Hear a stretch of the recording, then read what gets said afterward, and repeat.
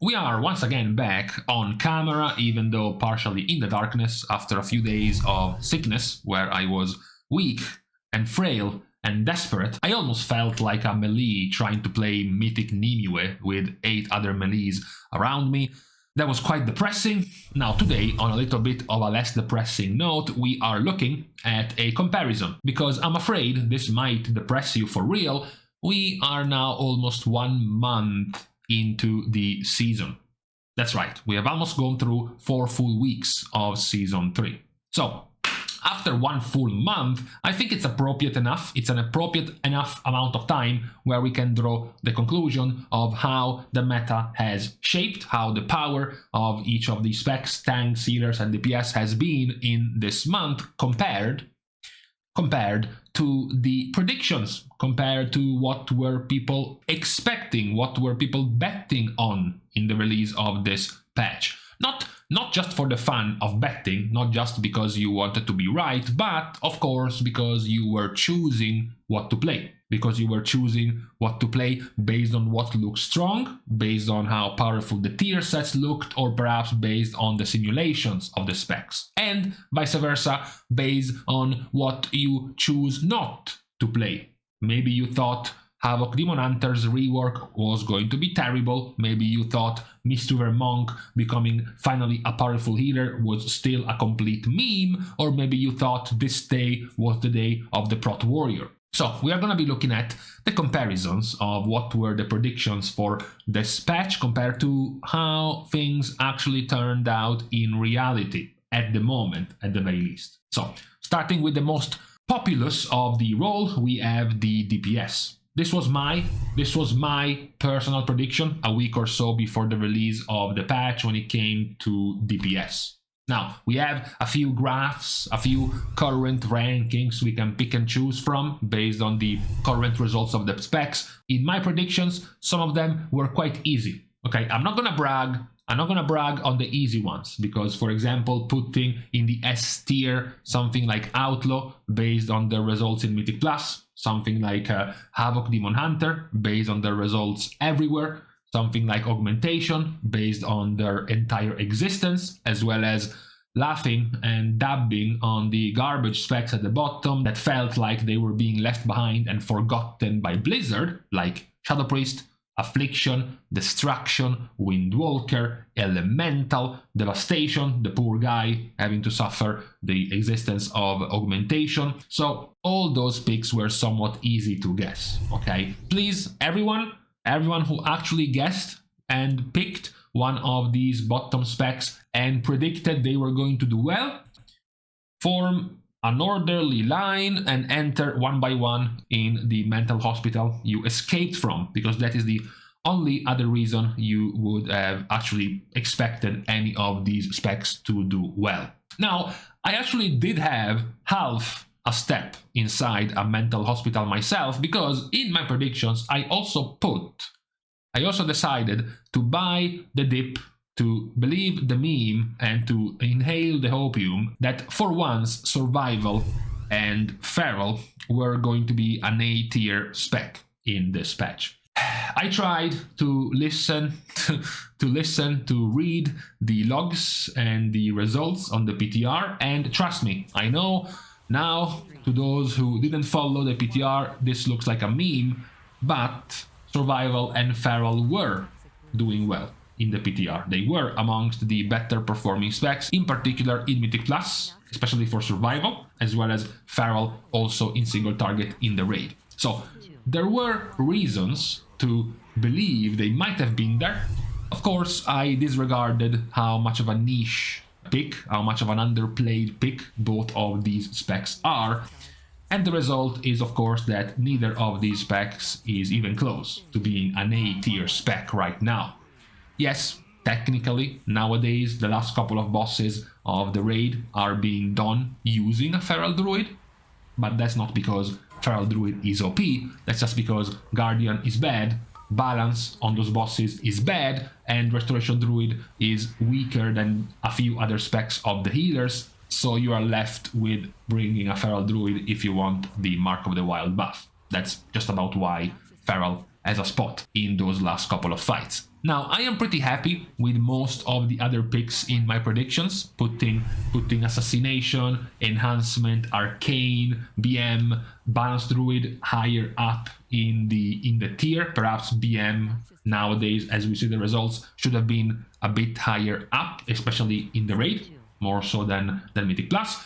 One that actually stands out for being wrong, though, talking about the upper tier of DPS specs, is Demo. Because while I was certain that Affliction and Destro were terrible in 10.2, I knew Demo would have been better and definitely the most played Warlock spec, because Warlocks wouldn't really have had another choice, but perhaps not as well as it is doing now. In Mythic Plus, it's doing okay. It's not one of the very meta 4 to 5 specs, but it's right after that. And in the raid, it's arguably the strongest of the ranged options right after Beast Mastery Hunter. So overall, it's definitely doing, at the very least, a tier level of performance on this patch. I would say it should have been swapped around with Fire Mage. Fire Mage, which I put there because I was expecting them to be doing much better in Mythic Plus than Arcane, and Arcane to be doing much better than Fire in the raid, which is what happened. But Fire is doing not nearly as well in Mythic Plus, and also a bit too badly in the raid. So I would have swapped Demo with Fire. Now, after 1 month of results, comparing the predictions, that will be my choice right now. The other specs in the middle are the ones that are harder to gauge, are also the ones where you won't be excessively memed on if you chose these specs to play in this patch. I'm talking about the specs like Fury, like Subtlety, Ret, Marksmanship, Frost Mage, Unholy DK, Arms Warrior. You know, these specs are in the okay range for you to play. Yes, some might ask you, some might make a call to the Mental Institute to have a checkup on you, you know, to ask you why exactly are you still playing Marksmanship when Beast Mastery exists. You know, that might warrant hearing some of your answers. Perhaps even a checkup is needed on players who want to play Subtlety when Assassination and Outlaw exist. That would also be an interesting choice, to be honest. As for the other picks, I think you are justified in what you went for. If you went for Arcane, if you went for Balance, if you went for Fury, those are acceptable picks. Maybe not the reason you gave. Maybe you actually played Fury Warrior because you thought it was going to be super meta, in which case that's a little bit more embarrassing. Why would you think Fury was going to be super meta when you saw the results of Havoc and Rogue in the PTR? That's another question, but besides that, I am personally pretty happy with the predictions of the DPS. I think there are some obvious mistakes in here. As mentioned, Survival and Feral should be 2 full tiers down, if not 3, and then Demo should be swapped with Fire Mage. Besides that, perhaps half a tier more for BM, you know, half a tier more for Arms Warrior maybe. At best, those would be the other things I would change. So, besides this, the question now is to you guys, what exactly did you go for when it comes to DPS? I don't want to know all of you Flavor of the Month chasers happily responding you're playing Havoc. I don't care. I want to know about the ones who guessed a certain specs being powerful and were terribly wrong. That's where I have my laughs. I want to hear the despair. I want to hear the shrieks and the wails of desperate souls who chose Devastation and were certain that Augmentation was not going to be strong because it was going to be nerfed too much, and it was going to be the day of the dev where Devastation was going to rise up again. Or maybe some of you who didn't believe in the memes around Elemental and instead thought it was going to be a great spec in this patch. So, which were the unfortunate predictions you made for the release of this patch when choosing a DPS spec? Now, the next role could be simultaneously more and less embarrassing at the same time, depending on how you see it. It could be less embarrassing to choose wrong as a tank because there are much fewer options. It's just 6 options for a tank, and also they are still needed in the game. You're still gonna be somewhat popular to play a tank, but at the same time, it might be even more embarrassing if you choose wrong and you only had 6 options. At least if you mess up your DPS pick, you had to choose between like almost 30 of them, so it makes sense. But for tanks, you know, When you only have 6, and as my predictions were quite clear since the start, since you see from the PTR how powerful Vengeance was, for example, that was a pretty easy choice to make if you were looking at the strongest tank in 10.2. The follow-up tank was also somewhat easy, Blood DK. Blood DK has always been one of the more popular tanks in a patch, either because it was popular in Mythic Plus or because it was one of the more broth tanks in the raid. Not very often it's been the #1 tank, especially in Mythic Plus, but it has always kept that second to third role in a meta, in a season, which makes it a very safe pick for tanks. In this prediction, I would say that the main mistake was perhaps to swap Brewmaster with Protection Warrior and to bring up Protection Paladin 1 tier.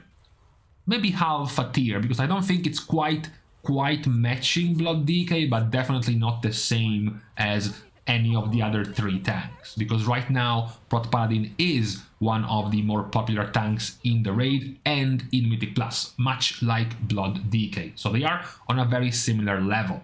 The other 3 tanks at the bottom are not quite comparable. Protection Warrior and Guardian in particular are nowadays the clear 2 ones at the bottom. Brewmaster is low, but not that low. It still has a place. Brewmaster still has a place in the raid, mostly because of the Tetris, of the mix and matching of buffs and debuffs in a raid, with Windwalker being terrible, and not still very many guilds playing a Mistweaver. It still means you need a Brewmaster Monk for the Monk debuff in your raid, so it still has a spot in your comp, especially raid-wise. So these were my results in terms of predictions for the tanks, for which I am mostly okay with. I think the extra belief put on Protection Warrior ended up not being nearly as correct, but beyond that I am mostly satisfied with my picks for tanks. What about you, dear gentlemen, and statistically 4-ish% of gentlewomen watching this video? What did you go for in terms of tank picks, and what are you regretting in terms of tank picks? If you believed certain tanks were still going to be popular, maybe you were completely high that particular day when you decided the Exodia comp was going to live on and Guardian Druid was going to continue to be a popular tank in 10.2. Maybe you had that revelation one day for which you are still cursing yourself for having believed it right now, because Guardian has definitely fallen down quite a high cliff compared to their state in Season 2. The last of the roles for today was the healers. Healers were in a similar level to the tanks in terms of the #1 pick to choose, which was Discipline. Now, I am pretty happy with my predictions for healers. I think this is the closest to reality in terms of predictions. Perhaps also because I play healer myself, so I was more into actually figuring out who was going to be a strong pick for the season. I think it's mostly correct. Resto Shaman and Holy Priest at the bottom are confirming the popularity level of the 2 specs in both the Raid and Mythic Plus, so that's A-okay. Discipline Priest being first, both popularity of Raid and Mythic Plus confirm the results of Discipline. What is perhaps a more delicate placement are the 4 in the middle. I would say I should make, if I had to find one mistake, is putting Preservation Evoker half a tier below. Not as powerful. Mostly because while Resto Druid and Preservation Evoker are at similar levels in the raid, Resto Druid is definitely more used and more powerful in Mythic Plus. To be fair, a lot of the presence of Preservation in Mythic Plus is nerfed by the cursed existence of Augmentation. When groups are looking for a comp, they will rarely go for double Evoker, especially when they still need something like, for example, a Combat Res. Something that, for example, Restoration Druid can bring. So that is also what is making Preservation suffer even more in Mythic Plus, more so than actually being weak themselves. The top half I'm also agreeing with, while, perhaps giving half a tier more, half a slot more for Mistweaver. Because while both specs are comparable in Mythic Plus, Mistweaver is doing significantly better in the raid compared to Holy Paladin. So that's also another one of the minor adjustments I would make to the tier. Half tier more for Mistweaver and half tier less for Preservation. But beyond that, I'm pretty happy with what I went with in terms of predictions. Not that they were too difficult, but still, there might have been some major turnarounds and surprises at the release of the patch, maybe some comps we did not think about in Mythic Plus, maybe some decision from World First guilds and their healing comps, which then many players will end up copying.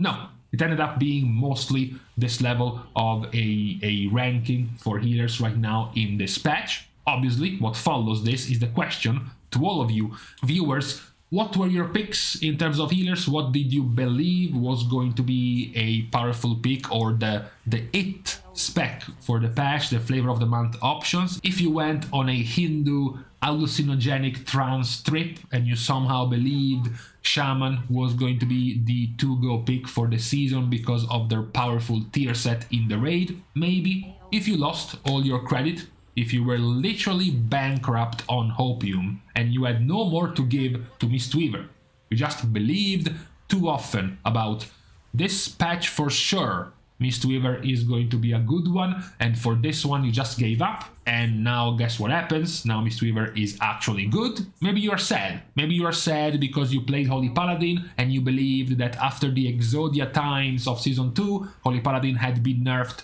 too much. It couldn't have made it to be nearly as powerful as Season 2 after all of that, but now, even though it's not nearly as powerful as Season 2, it is still a quite powerful spec and definitely a meta enough spec to find a good amount of playtime in this patch. So you can also let me guys know what were your decisions and thoughts about your takes and your picks for healers in Season 3. So at the end of this collage, we have the full picture of the predictions for Season 3 compared to what exactly ended up happening at the very least after this first month of the season. I would say in general I'm pretty happy with my predictions. I would say some 90-ish% of predictions were mostly correct. The major mistakes orbited around believing about Survival and Feral Druid too much. I would have swapped Demonology Warlock with Fire Mage, as well as perhaps given one tier more to Arms Warrior. Meanwhile, for tanks, mostly correct. Just give one more tier to Brewmaster Monk and half more tier to Protection Paladin. And for healers, just a slight bump up to Mistweaver and one slight bump down to Preservation Evoker. Beyond this, I am pretty satisfied with what I thought was going to be the way to go for Season 3 in terms of meta, both looking from a Mythic Plus perspective as well as a raid perspective. So, with this out of the way, on this Saturday, you can let me guys know, of course, in the comment what were instead your thoughts, your beliefs, and your picks for this season. What you were happy you were correct about, you guessed correctly about, or what you are still regretting to this day about having made the wrong choice. Perhaps not having believed a certain spec was going to be good enough, or perhaps the opposite. Wrongly believing, wrongly buying the Hopium 3-for-1 sale at the store, and now finding yourself trying to main a Shadow Priest and getting declined from a plus 14 key. I will be gladly hearing all of your misfortune stories down in the comments for a laugh. That's my type of enjoyment. In the meantime, I'm going to leave you to the rest of your weekend. We are thanking, of course, as usual, all of the dear Patreon supporters for the contribution and help to the growth of the channel, which can, as usual, still be given completely for free. And like and comment down below, as well as subscribe to the channel itself. Now, with these things out of the way, thank you guys again for watching. See you guys tomorrow, and in the meantime, for some reason, after getting sick, I have this permanent coldness beyond my ears, which gets kind of annoying at times. It's weird.